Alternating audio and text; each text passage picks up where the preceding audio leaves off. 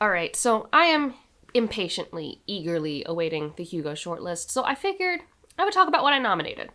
Because I did go through that. I did nominate. I also did submit a thing for the Locus Awards and the Ursula K. Le Guin. Unfortunately, I thought I would get to look at my Locus poll, but since it's past the deadline, I cannot see in real time what I ranked where, and I already kind of talked about what I would probably have voted for in my Locus reaction video. So we'll get back to the Locus one day when we get results. If, though, you're like, how do I also participate in these things? Next year, like late winter, early spring, when the Locus reading list goes up, you can vote in that for free. You just can rank, vote it. It's a popularity contest by SFF readers, no money required.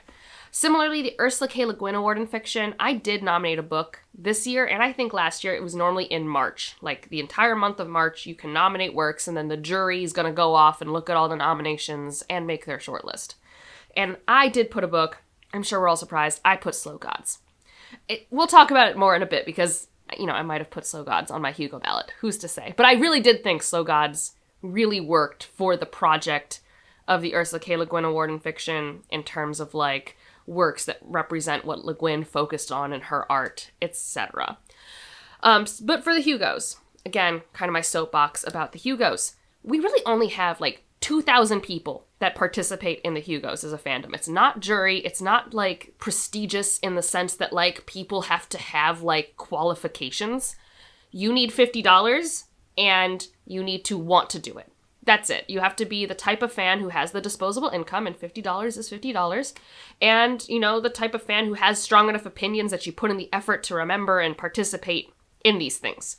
And I would just love to see more voices in the space, personally. And with those $50, you do get a packet of works. Okay, and those works, it includes the best novels, novellas, short stories, novelettes, series, and sometimes authors are very generous with what they put in the packet. Like last year, we got like all the audiobooks for Stormlight Archive. We got all of the books for Encrypted by Shauna McGuire. It's a really good electronic database of works. I also really like it because it puts all the short works in like one spot, which I really appreciate it, especially for the short works that might be in novels that I don't have easy access to. So it's very cool. So the $50 supports Worldcon, and you get a bunch of digital stuff. And you get to make your opinion known, and I think that's also fun. So if you've been on the fence, trust me, there are plenty of people who vote in this who have not read that many new releases. Like, that's also a thing. I feel like people generally are like, well, I don't feel well read enough. Trust me, plenty of people who are voting who are less read than you would want yourself to be, and I don't think that should hold you back. You can only rank one thing on your ballot. You could only nominate one thing. There's nothing wrong with that. If that's the new release that you think was award-worthy, whether you've read 10 or 20 or 2, I think that's valid. Because, like I said, I just think we should have more voices. I would just enjoy that. So here's me talking about my ballot, which is not perfect, but I at least filled it out. Because also, it is a lot of work. Filling out a ballot, I'm not gonna lie. I spent a long time, and then there was still a part that I never filled out that I was just like, it is what it is. I tried, and I moved on. So, let us discuss what I did put forth. We'll start with, the lesser-known categories at the bottom, work our way to Best Novel. I did nominate someone for Astounding Award. I find Astounding Award very hard for me. This is a category that I think is hard to nominate. We do have resources, there's this spreadsheet I'll link below, where people put in things that they know qualify, because a lot of times it can be hard to know what qualifies, because for the Astounding Award, it's a new author award, and I think it's not a Hugo, technically. It's given during the Hugo ceremony, but it's not a Hugo award. But it includes short works, so you have to be new in short works and novels. And I think we're all better at knowing when there's a debut author in a novel space than when it's a debut author in short fiction. And a lot of times people will get their starts in short fiction, so by the time they're writing their first novel, they're not eligible for the Astounding anymore. But I easily had an author I was so excited to nominate, and this was H.H. Pak, whose novelette Never Eaten Vegetables is amazing. When I found out that that was essentially a debut within the first 2 years of publishing, I was like, wild. Absolutely shocking to me. It was so good. So this was easily my nomination. I'm hoping they make it. Especially because people who generally nominate for the Hugos generally do know more short fiction, so I'm hoping. And yeah, I was excited that I even have someone that I'm so passionate about, because Never Eaten Vegetables, we'll talk about it again, is fantastic. Also had Best Fan Artist. Luckily, and sometimes if you're on like Bluesky or other places, you can learn about who's eligible, but like I backed the Rook and the Rose. They're called a pattern decks. And there were 3 artists involved in that. And one of the artists, based off a lot of weird rules, because again, it's one of those eligibility conundrums, because it's like fan artist can't be a professional, and the definition of amateur has to do with money. I don't know. It's confusing. But I was told by the Kickstarter that one of the artists, Amico, was eligible for fan artist. So I put them here because I do love the art in the Rook and the Rose pattern deck. We have fan cast. I usually just put down a bunch of YouTubers. In particular, the one that I put there, because I only put like two or three things. Like I didn't put a lot. This was one of those categories where I'm like, I'll get back to that later. And then the due date passed, and you know, you can fill out your ballot and like keep updating it. And so I did that in case I'd forget, and like, good on me. But I did put the Stitch and Bitch live shows. I love those live shows. I watch them all the time. They're the reason how I got into the Hugos for a large part of it. They're truly just a good community of people crafting and talking about SFF and what's working, what's not working once a month. And I really enjoy that. And I think they were so close to making the shortlist last year. And like, that would be fantastic if they did. So yeah, that's the main one. Like, I nominated myself because as a pipe dream, but you know, otherwise I really didn't like put too much thought into it. You know, Tori Morrow I put there, Rachel from Shades of Orange, just, you know, SFF people that I, you know, like watching in the space. But typically fan cast goes to a podcast. YouTube doesn't exist for Hugo voters. So yeah, which is again, you know, if we had more people who like YouTube and the Hugos, we could switch that. Wouldn't that be fun? Not just for me, but for all the other great SFF creators. We have Best Semi-Pro Zine. So I put Choreo, who I really like Choreo. They're translated. Flash Fiction Online, Beneath Ceaseless Skies, Strange Horizons, and Faya. Those are all ones that I've been reading a lot of short stories from. I don't think they've won the award recently, so that's why I chose a lot of those. Best Professional Artist, I put the 2 other artists for the Rook and the Rose pattern desk because I guess they qualified for the professional artist and not the fan artist. That's Avery and AC, and yeah, I just love the Rook and the Rose pattern deck, like a lot. I think actually the Rook and Rose pattern deck might come up again unless I didn't do that one category. I can't remember, because there's like a category of best related works, and I think I might have put it in there. So the editor section, I go through that spreadsheet that I talked about, because the editor is another hard one, because there's not like a part in every work that tells you this is who edited the book. Sometimes in the acknowledgments, authors tell you, but like, what if you don't have the book on hand, you know, like you took it out from the library? There's not like a part on the internet that's where it's super easy to figure out which books did this editor work on, because they have to work on a certain minimum number of works. So for long form, I put down 5 individuals, and I cannot remember why. I think they must have had books I really liked, but I cannot remember why. But I have Jamie Go, Jenny Hill, Car Engel Laird, Amy Borsuk, and Anna Jackson. And presumably when I went through the spreadsheet, they had edited books that I was like, I appreciated or loved these books. Similarly, short form was another thing where I'm like, okay, you worked on a thing that I liked. I mean, I know it's like Neil Clark is always at these things, but like even now, Clark's World still on average has more of the stories that I like than any other thing, and Neil Clark is Clark's World, so like, what are you gonna do? Like, he's just really good at what he does. And then I put Rebecca Halsey and Scotch H. Andrews, and they must have been a part of some of the other prozines. But on my ballot, it doesn't say why I did what I did. I just know that Past Angela, while looking at the spreadsheet, went, cool, this works. Oh, now we have the best game or interactive work. And this is where I'm kind of bummed that I didn't get to nominate 2 other things, because it was like, 1, I forgot, and 2, I just hadn't played it yet. But that just happens with deadlines. But it doesn't change the fact that my number 1 that I would even just vote for is on this list, and that is Expedition 33, which I was also just talking about with my best friend, because she finally finished it. And I'm like, and then I'm just going down a rabbit hole again about the ending, and I'm just like, I love both the gameplay and the story and the lore of Expedition 33. I rarely have something that I love so much. And then for Ryan, I nominated Hollow Knight, Silksong, and Hades 2, because he had been playing them and liked them. What I would have also nominated if I had played it is Dispatch, but I hadn't played it yet. And Ryan also hadn't have played it yet. And one that I forgot that I should have put in is Blueprints, but I didn't. I wouldn't be surprised if those were on it as well, though. Blueprints was definitely a fun one from last year, and then Dispatch did get to the Nebula, so maybe. I didn't end up getting to do short form best dramatic presentation, because I'm really bad at remembering names of episodes and looking them up and remembering which episodes, like, spoke to me. And, like, I could have done it, but, like, it's also, like, every episode of Severance, many episodes of Andor. So I for sure filled in my long form, and the short form I never went back to fill in because I just didn't have the energy or time to do the labor of figuring out which episodes I loved best. But I did do my long form. So in terms of TV shows, I've already kind of talked to them, but Andor Season 2, Severance Season 2, amazing television, both of them. I think I might like Severance Season 2 a hair more than Andor Season 2, but, like, amazing television. And then movies, I have Superman, because I'm a Superman person, and I loved that Superman movie. I've watched it many times.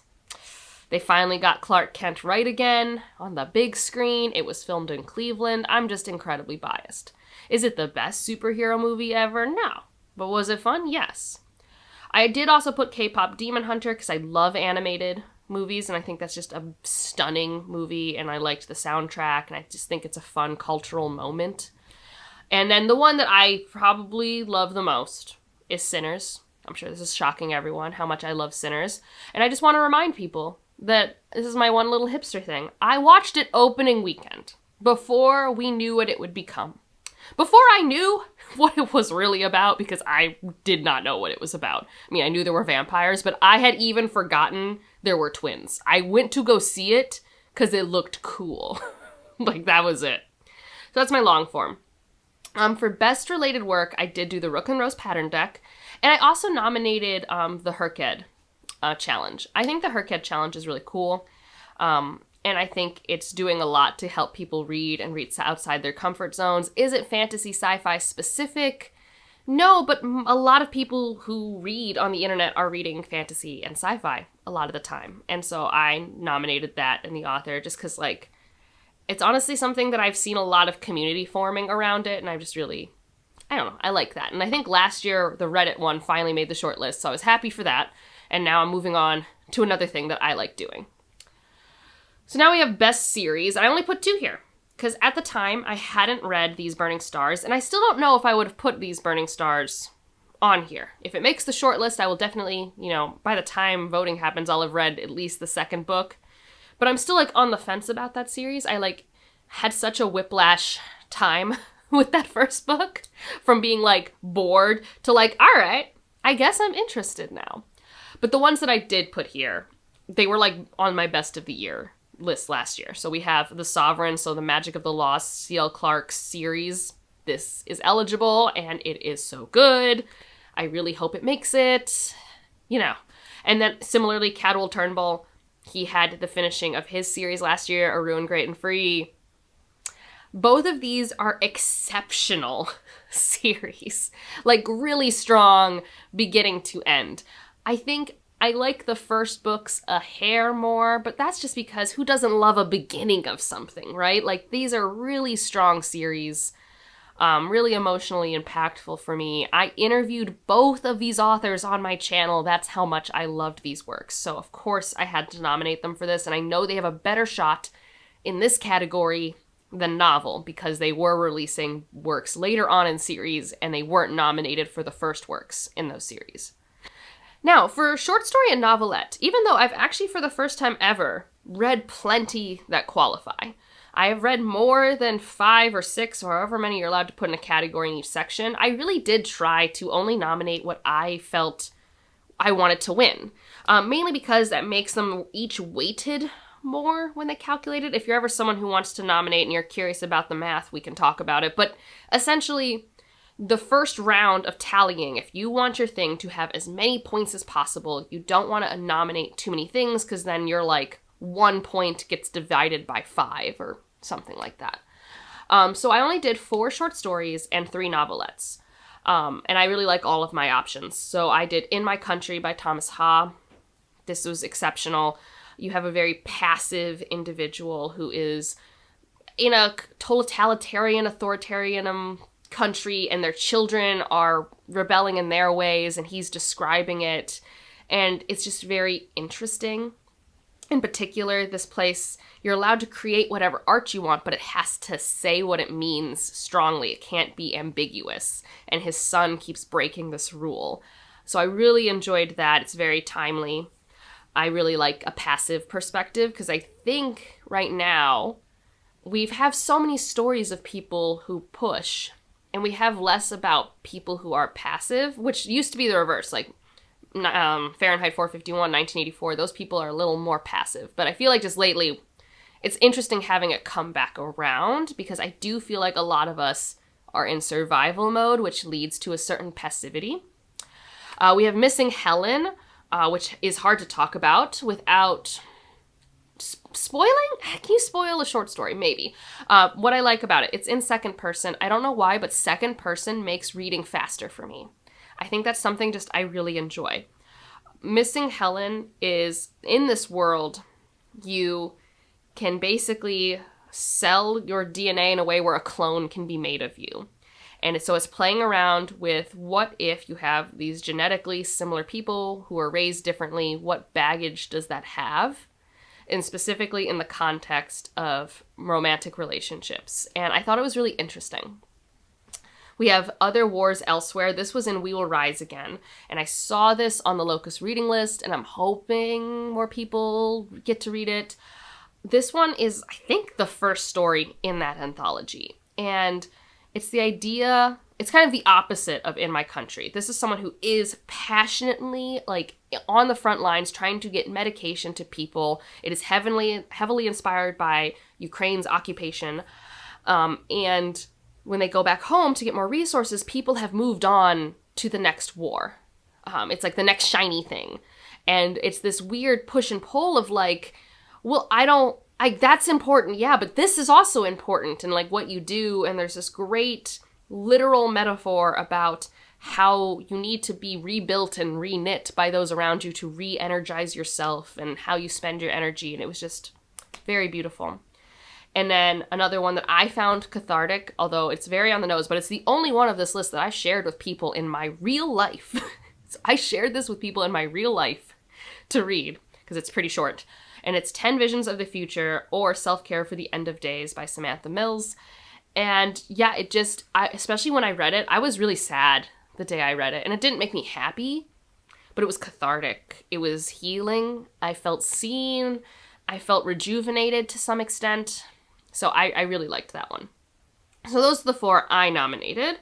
And then for novelette, we've got The Name Zia, which was in Reactor, and like, this is a really interesting talk about cultural appropriation, how you assimilate when you go to a different class of people, not even just culturally, but like also economically, what you leave behind, what you gain, how you change as a person. It was really good. I really enjoyed that one. When He Calls Your Name by Catherine M. Valente, this was just fun for me. I just had a good time with it. I really liked the voiciness of it. I liked the Southern Gothic Appalachian sort of vibes to it. Like, I could feel the atmosphere. The atmosphere in the story was really good. It went directions that I was somehow surprised by. I shouldn't have been surprised, but I was. Yeah, I really just had fun with that one. And then Never Eaten Vegetables. We already talked about this author for the Astounding Award, but man, this was so good and engaging. You have 2 parallel stories, one in like the past, one in the present. The present one is learning about the past, but also dealing with present thing, and I believe she is also pregnant. And in the past, we have a ship who is essentially pregnant with all these embryos, the person we see in the future being one of those embryos that have come to life, and we're learning about what went wrong why is this colony not the way that it should be? And why is this corporation so mad? And like you learn about corruption, but also different ways of motherhood and how you can't be a correct mother. And it just worked so well. And I just really loved it. So highly recommend that one. For a novella, I only nominated one thing because there was only one novella that I like really liked, and that was But Not Too Bold. This is like a atmospheric gothic monster romance? I don't know. I think gothic monster romantic adjacent thing. Spiders feature heavily. I just thought it was written beautifully. I'm really excited to read another work by this author just because I really liked the prose. That's what really stuck with me the most. And then I nominated 4 novels because truly that's really all I felt like it, and I don't think many of mine have a chance. I think one of mine has a chance of being on the shortlist, and the rest probably not so much. The one that has the least likely to make it is We Will Rise Again, because it's an anthology. But I love We Will Rise Again. This anthology I think is so quality, so good, so timely. But we don't have like a best anthology category for the Hugos. So I put it here because I do think it's award worthy. Again, I don't think it's going to make it. I just don't. Like there's like a 0.05% chance. That's how I'm feeling. Next up, probably won't have a high chance because of its genre, is The Buffalo Hunter Hunter by Stephen Graham Jones. Horror just doesn't usually make it. I feel like the last time, and I don't even think it was a Silvia Moreno Garcia, because I think she's made it, but I think she made it with more of her sci-fi one, not her. I don't think Mexican Gothic was ever on it. So yeah, horror is just not a big thing. Like, yes, it's a speculative fiction award, but it leans more historically with its sci-fi entries. And more modern days, we get more fantasy. But it's not really a horror award. But I do believe it's award worthy, so I put it on the list. One that I think should work, but again, it wasn't on the Nebula, and I feel like it came out so late last year, and I don't know what buzz it has or hasn't been giving, but Slow Gods by Claire North. This was easily the best sci-fi I read last year. I even bought it for my shelf. I really love this one. It's a cultural sci-fi. We have this kind of immortal narrator, which I really enjoy. And we are going through about 100-ish years, and we're seeing the fallout of this supernova explosion and how it affects planets within its sphere and how different government systems respond differently through the lens of our immortal character. And yeah, I really love it. I want to reread it kind of a lot. I now want to read more by Claire North. Even though, like, I don't want to read Ithaca, which is, I think, a Greek retelling. But I really enjoyed this story. It had some really emotional moments. It was very intellectually interesting to me. It was thematically relevant, and I just enjoyed being there. I don't know. This was a great one. And then the one that, I don't know if it's necessarily, like, I'm putting it because I really loved it. But do I think it's as award-worthy as Slow Gods or Buffalo Hunter Hunter or We Will Rise Again? I don't think so, but I enjoyed it, and I do think enjoyment is a valid thing. And Emily Tesh is a Hugo Darling adjacent, like Some Desperate Glory has won. So The Incandescent, although it's probably on my list the one I considered the least award-worthy, it's the one that's most likely to make the shortlist. And it is one that I adore. So this is a boarding school. It's sort of magic, but not all magic. Like, there are people who can do magic and people who can't.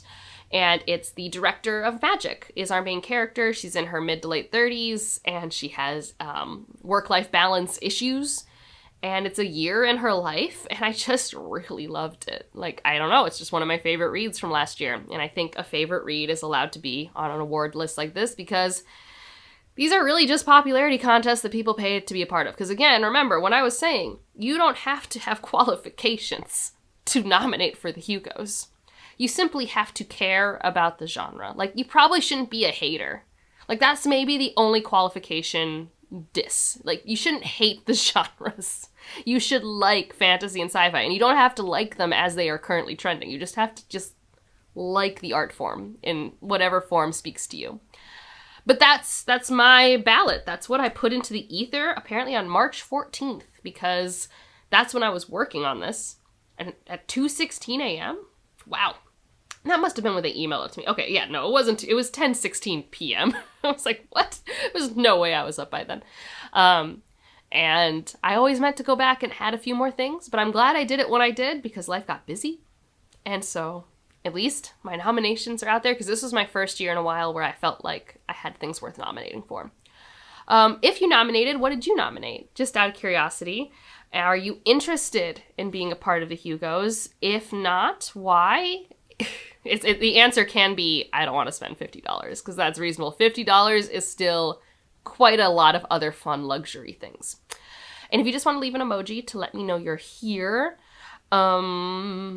let's leave Slow Gods is red. And that is my favorite on the list. So something red. And otherwise, like if you liked it, subscribe if you want to, and I'll see you in the next one. Bye.